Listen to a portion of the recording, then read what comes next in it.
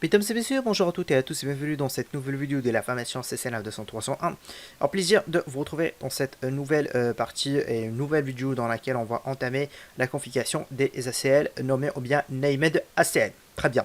Alors, comme vous pouvez constater, donc j'ai pas fait donc une partie théorique avec des diapos par rapport aux ACL nommés ou bien ACL named parce que tout simplement je vois pas l'intérêt et tous ces points sur les ACL nommés, on va essayer de le résumer et voir ensemble la configuration dans ce lab. Très bien. Alors maintenant, c'est quoi les ACL nommés? Alors, les ACL nommés, c'est que tout simplement, en fait, c'est une ACL, c'est une access list. C'est une liste de contrôle d'accès. Donc, il se peut aussi donc ça soit donc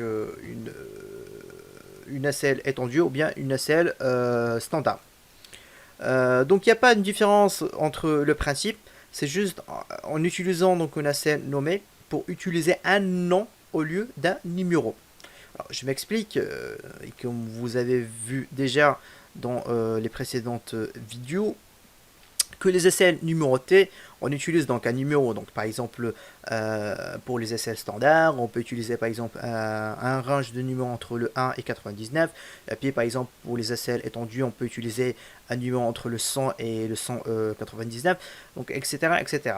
Alors, sauf qu'avec les ACL normés, on se dit peut-être que pour avoir un nom par rapport à une ACL que nous en fait on va l'utiliser, au lieu en fait d'affecter un numéro, en fait on affecte un nom. C'est-à-dire c'est que voilà, s'il faut par exemple je, je, je fais plusieurs GNI en ISMP sur plusieurs serveurs, par exemple sur des serveurs de production, au lieu que je crée en fait une access list on va dire standard avec le numéro 1, avec plusieurs lignes, dans ce cas-là, je peux créer en fait une ACL nommée et je peux, au lieu de donner un numéro, je peux donner un nom. Et le nom, comme je vous ai dit, c'est en fait c'est toujours parlant. Très bien. Après, il y a bien entendu, il y a certains avantages par rapport aux ACL nommés, concrètement à des ACL, excusez-moi, concrètement par rapport aux ACL numérotés. À savoir que aujourd'hui, lorsqu'on configure donc une ACL étendue, c'est et il faut qu'on fasse une modification parce que voilà, à un moment donné, on n'avait pas respecté l'ordre ou bien on s'est rendu compte comme quoi on a mis une erreur. Dans ce cas-là, lorsqu'en fait vous allez vous créer une ACL numérotée, s'il faut faire une modification, ça va être très compliqué. Alors ça, je vais expliquer plus en détail parce qu'en fait, on va entamer la partie lab. Très bien.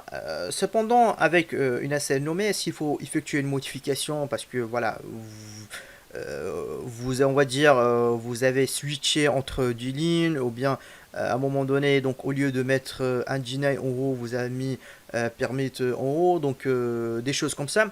Et ça peut y arriver bien entendu.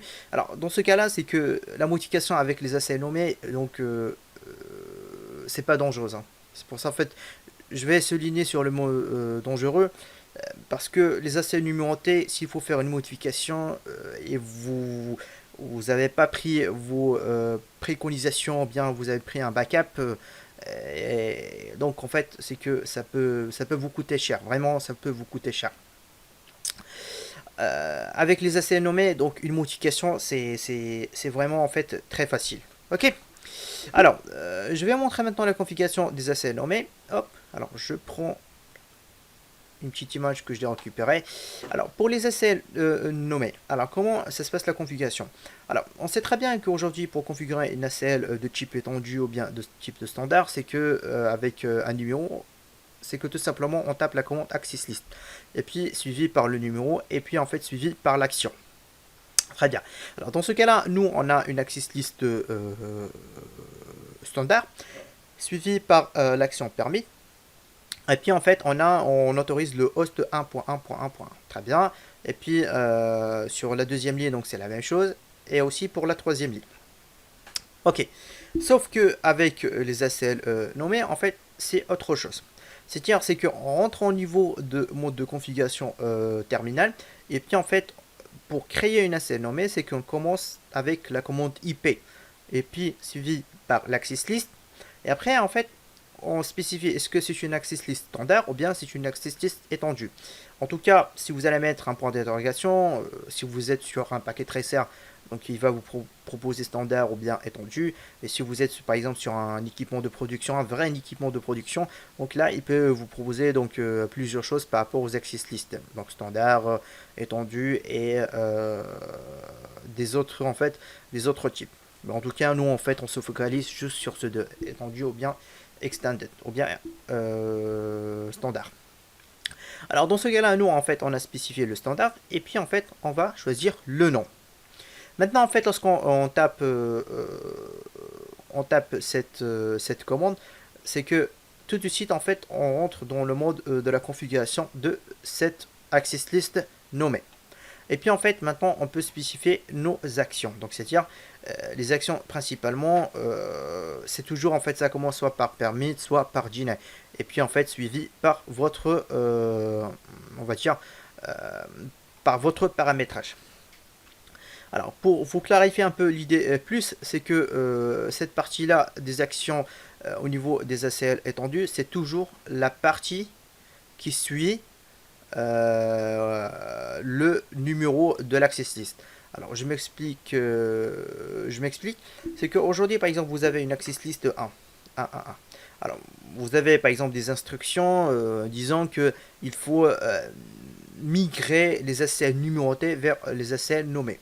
Alors dans ce cas-là, vous vous retrouvez avec une centaine des access listes entre les access listes standards et les access listes étendues. Vous n'allez pas en fait taper chaque commande ou bien vous n'allez pas en fait taper chaque commande comme ça, voilà. Mais dans ce cas-là, c'est que vous pouvez récupérer tout ce qui vient après le numéro, c'est-à-dire après le numéro de l'access list, dans ce cas-là, c'est une access list 1, et puis en fait, vous allez le copier, et vous allez le copier, et vous allez le coller au niveau de votre configuration de votre ACL nommé. Donc c'est-à-dire, c'est que la partie des ACL nommés, c'est toujours en fait la partie qui vient juste après donc les ACL numérotés. Donc tout ce qui vient après les ACL numérotés ou bien après le numéro de votre access list. Très très bien. Donc j'espère que vous avez retenu ça. Après tout ça, en fait, on va essayer de le voir dans DLAP. Ok. Alors, maintenant, en fait, je vais essayer de récupérer quelques access lists que je l'ai déjà préparé en avance. Alors, c'est une access list qui a pris donc le numéro 100. Et puis, en fait, ici, j'ai plusieurs actions. Après, ici, les actions et les paramétrages, comment je l'ai effectué. Donc, voilà, on s'en fout. Parce que ce que je voulais vous montrer, c'est pas ça. C'est pas les access lists et les actions. Alors, par exemple, je prends ces access lists. Alors, je vais les copier. Et puis, en fait, je viens sur mon routeur R1. Et puis, en fait, je vais le coller en mode configuration. Très bien. Hop là. Ok. Maintenant, en fait, j'ai collé mes access. Donc, normalement, ça devrait apparaître sur Show Access List. Très bien.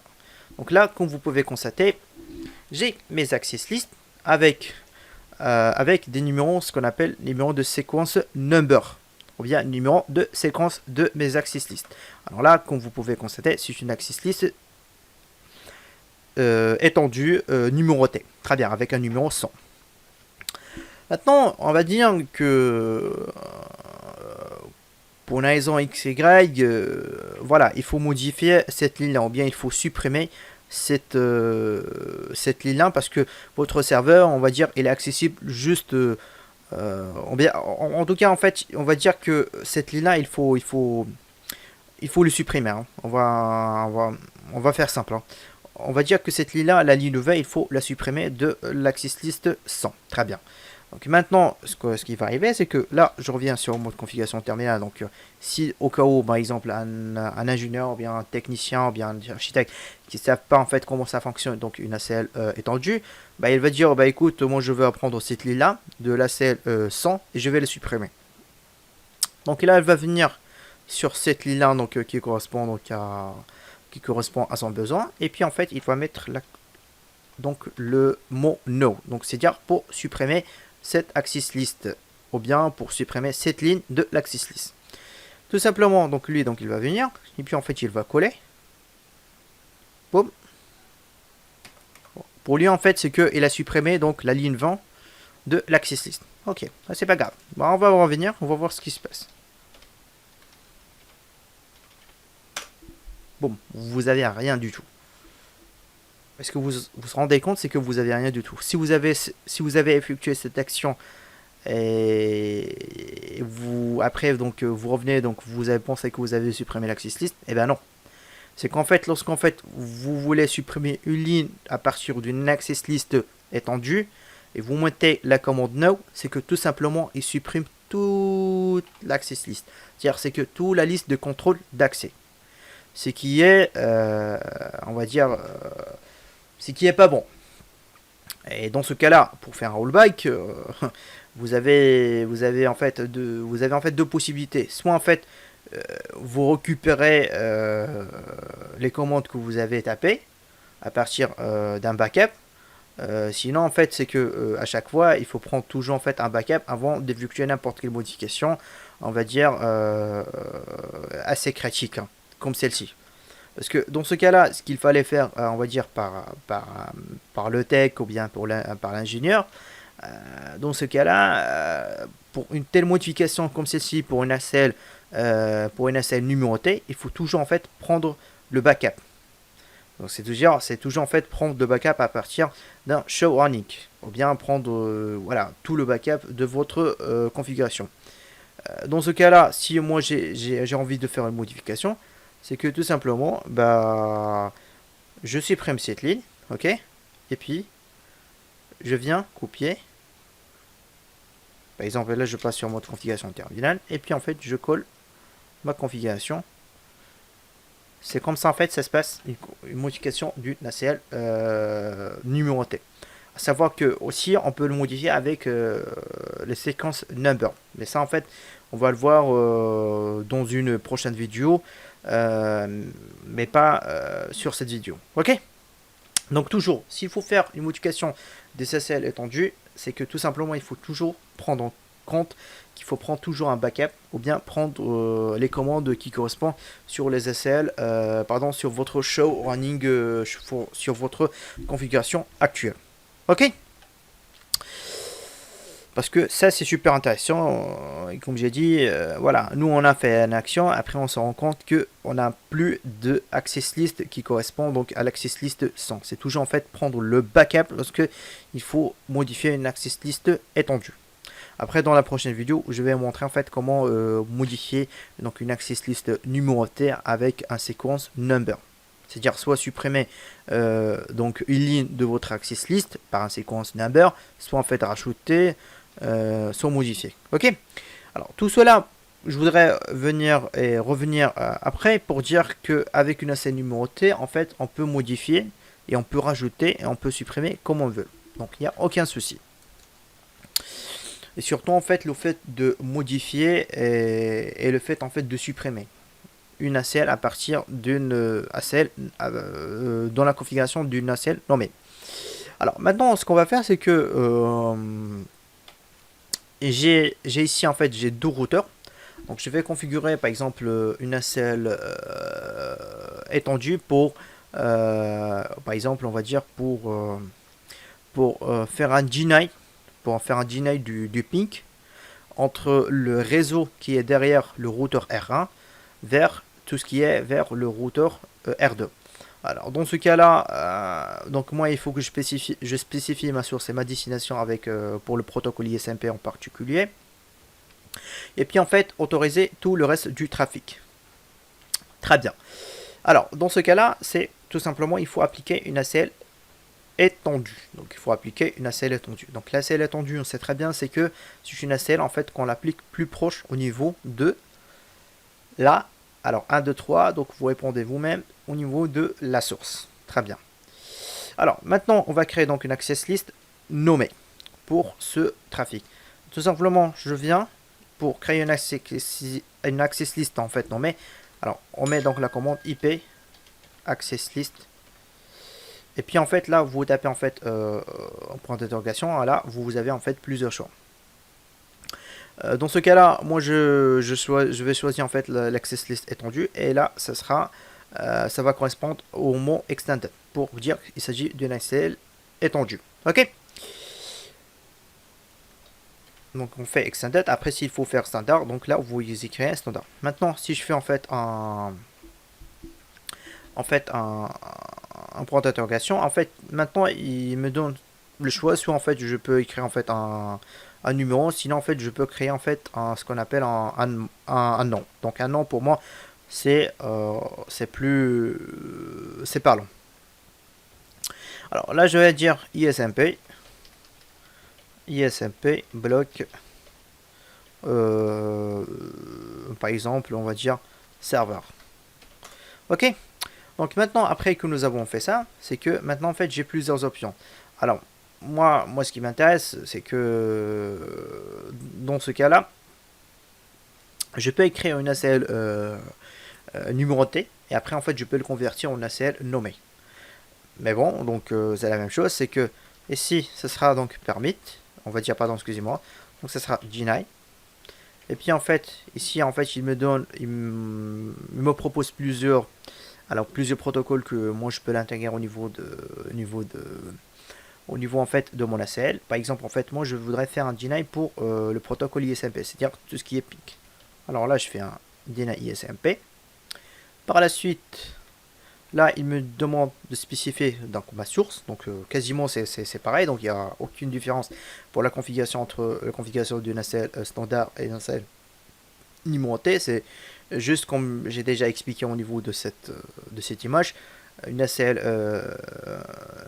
named ou bien une ACL nommée, c'est qu'en fait on récupère toute la partie qui vient après le numéro sur un ACL numéroté. Très bien. Maintenant j'ai fait en fait un deny SMP, donc le réseau qui est derrière le R1, donc ça correspond au réseau 192.168.10.0. Et puis en fait ça sera suivi par ce qu'on appelle le source wildcard. Donc le source wildcard c'est dire le masque qui correspond donc à le masque générique qui correspond donc à la source. Donc ça sera 0.0.0.0.255. Donc ça j'ai déjà montré en fait comment on calcule ça. Et puis en fait ça sera la destination. Donc la destination ça sera le réseau 192.168.20.0. Et puis en fait, donc le masque qui correspond générique. Alors si je fais un point d'interrogation, là il me dit destination wildcard, c'est-à-dire le masque générique de ce réseau. Donc ça va être le 00.255. Très bien. Maintenant, ce que je peux faire, et comme j'ai dit, hein, c'est que là en fait j'ai plusieurs propositions. Mais en tout cas, moi ce qui m'intéresse, c'est le mot echo. Le mot echo qui correspond pour le ping. Et là, je vais écrire echo. Très bien. Bon, c'est juste en fait, on vérifie quand même que le ping, donc il passe très bien. Hop, donc là, j'ai le ping qui passe très très bien, donc vers le destination 20.2. Et puis en fait, j'ai à partir du Ubuntu Docker, donc en fait c'est une image Docker sur GNS3. Et puis en fait, si moi je voudrais revenir sur, excusez-moi, donc le 10.3 par exemple, donc c'est une machine qui est derrière le routeur R1, bah, dans ce cas-là, là je le vois très bien, en fait, qui ping sans aucun problème. D'accord. Donc maintenant, j'ai bien préparé en fait mon access list. Ok. Et par la suite, ce que je vais faire, c'est que je vais autoriser tout le reste du trafic. Donc c'est-à-dire par exemple le trafic HTTP, le trafic HTTPS, etc., etc. Ok. Alors là, je mettrai permit IP. Donc c'est-à-dire c'est que pour tout le protocole IP. Et puis en fait, je mettrai donc la source c'est any. Et puis en fait, je vais rajouter juste une commande, c'est pour faire le log. Pour faire en fait loguer donc mon trafic. Donc là, permit IP any log. Très bien. C'est juste en fait pour ce log là, lorsqu'en fait je le loguais, en fait vous allez le voir en fait au mode console. Vous n'allez pas en fait pouvoir le voir en fait au moniteur. Voilà, vous n'allez pas par exemple pouvoir en fait voir sur le mode moniteur. Dans ce cas là, si vous voulez reconfigurer ça d'une manière, si vous voulez le voir sur le mode moniteur, Donc si vous voulez le voir, pardon, excusez-moi, j'ai coupé la vidéo. Donc si vous voulez voir sur le mode moniteur ou bien le mode buffer, c'est que tout simplement vous pouvez revenir donc sur la configuration des syslog afin de voir comment j'ai configuré ça pour pouvoir visualiser les logs sur le mode moniteur ou bien sur votre buffer. Ok, très très bien. Alors maintenant, après que j'ai fait ça, donc il faut que j'applique donc mon ACL. Alors je regarde, c'est juste en fait ce que moi j'ai mis comme nom pour l'access list. Ok, bah. Alors déjà en fait, je vais supprimer l'access list 100. Alors non, access list 100, très bien. Et puis du coup, là j'ai bien ISMP block serveur. Alors là je vais copier. Alors mon access list étendu. Qui a pris le nom ISMP bloc-serveur. Dans ce cas-là, je vais l'appliquer sur mon interface Fast Ethernet 00. Donc là, je viens sur mon interface Fast Ethernet 00. Et puis en fait, je tape la commande d'habitude qui s'appelle IP Access Group. Et là, j'ai soit en fait le choix de mettre le numéro, en fait, ou bien sinon de mettre le nom. Ok. Alors, là, je mettrai le nom, donc list. Et puis en fait, là, il faut que je spécifie la direction. Est-ce que ça va être en in ou bien ça sera en out? Donc dans ce cas-là, moi, ça sera en in. Très bien. Maintenant, si je viens sur show IP interface Fast Ethernet 0/0, eh bien, j'ai bien en fait, et là, il me dit que tu as bien en fait un access list qui s'appelle ISMP block server qui est appliqué en inbound. Très bien. Alors maintenant, on va faire les tests. On va essayer de faire un ping. Hop. Et là, en fait, comme vous pouvez constater, le ping ne marche pas. Il me dit c'est que packet filtered. Ok, donc il me dit packet filtered. Donc c'est en fait, c'est que voilà, mes paquets ils sont filtrés et le ping ne marche pas. Par contre, moi sur le Ubuntu Docker, donc j'ai mis en fait un serveur Apache, donc c'est-à-dire ce sera accessible sur le port 80.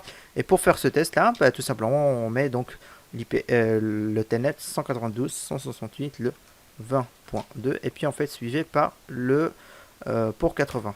Dans ce cas là on voit très bien donc qu'il me répond et puis en fait pour voir en fait si en fait pour voir en fait la réponse vraiment en détail de ce serveur, tout simplement en fait on peut mettre la commande get.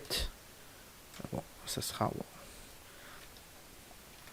Comme ça get et puis en fait on voit très bien que j'ai le Apache 2.43.12 donc le serveur c'est un serveur Ubuntu, donc là il me répond très bien sur le port 80. Et là ce que je voudrais vous montrer, c'est que vous avez déjà vu qu'en fait moi j'ai logué mon trafic. Alors dans ce cas là, là elle me dit donc moi j'ai voulu en fait loguer donc tout le reste du trafic, donc le permis IP ini et j'ai rajouté donc la commande log. Et là comme vous pouvez constater, il a bien logué un trafic qui a parti. Donc là ils te disent c'est que le numéro 6 c'est le numéro de facility. Je pense en fait vous connaissez très bien maintenant plus que moi vu que j'ai déjà expliqué ça au niveau des access lists. Et puis en fait là j'ai bien list ISMP-bloc-serveur permit TCP. Donc là j'ai bien en fait un trafic TCP qui est autorisé depuis la source 192.168 le 10.2 avec ce numéro de port vers la destination 192.168 le 20.2 avec le numéro de port 80. Et puis en fait j'ai la même chose parce que en fait j'ai initié donc un autre trafic, mais cette fois-ci donc il a pris donc un autre numéro de port en source. Et puis en fait ici j'ai le port 80. Voilà. Donc c'était tout pour cette vidéo. Donc j'ai voulu vous montrer comment on configure donc une ACL nommée. Après, maintenant vous savez très bien pour les ACL nommés, c'est plus simple par rapport aux ACL étendus. Alors par la suite, ce que je vais vous montrer avant de quitter cette vidéo. Donc si en fait moi je mets un show access list, hop là, et par exemple si moi je veux modifier donc cette ligne là, c'est-à-dire en fait je voudrais la supprimer. Donc là, vous voyez très bien que j'ai un numéro de séquence 10. Tout simplement, là, je viens en fait au niveau de mon R1. En fait, vous avez le choix entre deux choses. Soit en fait, vous mettez IP access list et là, vous allez extended ISMP block server. En fait, là, je fais copier, coller. Hop là. Et là, en fait, vous allez taper juste la commande no. Et puis, en fait, vous allez copier votre ligne. Donc là, il prend le numéro 10. Hop. Très bien. Du coup, maintenant, si je reviens et je fais un show access list, j'ai sur l'access list, et là, vous pouvez constater, c'est que il me reste juste la ligne 20, en fait, qui correspond au permis IP ini. À savoir qu'avec les access list étendus, numérotés, que j'ai pris l'exemple, si vous voulez supprimer les lignes, c'est que vous allez supprimer toute l'access list. Donc c'est pour ça, en fait, moi je privilégie toujours et je recommande toujours de configurer donc les ACL nommés. Donc c'était tout pour cette vidéo. Donc j'espère que vous avez retenu donc la configuration des ACL nommés, et je vous dis à la prochaine vidéo. Merci.